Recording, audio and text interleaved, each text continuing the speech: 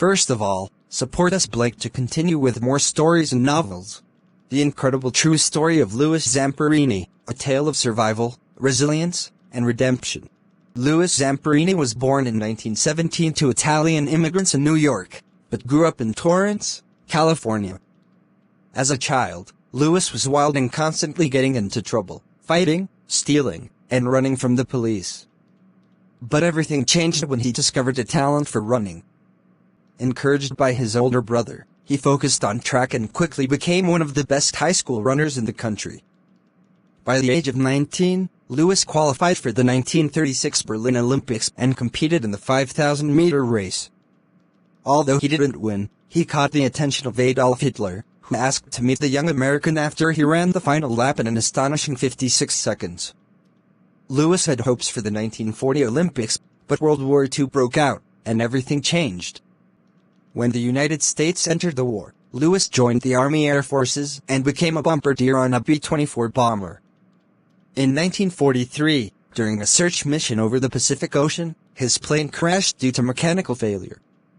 Of the 11 men on board, only 3 survived: Louis, his pilot Russell Allen Phillips, and another crewman, Francis McNamara. The 3 men drifted in a life raft for 47 days. They had little food and water, facing scorching sun, shark attacks, and terrifying storms.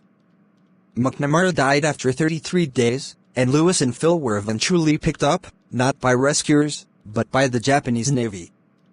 Louis was taken to a series of Japanese POW camps, where he suffered unimaginable cruelty. He was beaten, starved, and humiliated. One of his worst tormentors was a prison guard nicknamed the Bird, who made it his mission to break Louis's spirit. Despite the abuse, Louis refused to give in. He held on to his dignity and faith in survival. After 2 years in captivity, the war finally ended, and Louis returned home a broken man, physically alive but mentally scarred. He suffered from severe PTSD, nightmares, and alcoholism. For years, he struggled to rebuild his life. But in 1949, after attending a Christian revival led by evangelist Billy Graham, Louis had a powerful spiritual awakening. He forgave his captors, including the Bird, and dedicated his life to spreading a message of forgiveness and hope.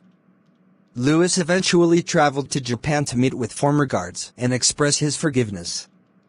Though the Bird refused to meet him, Louis wrote him a letter of peace and reconciliation.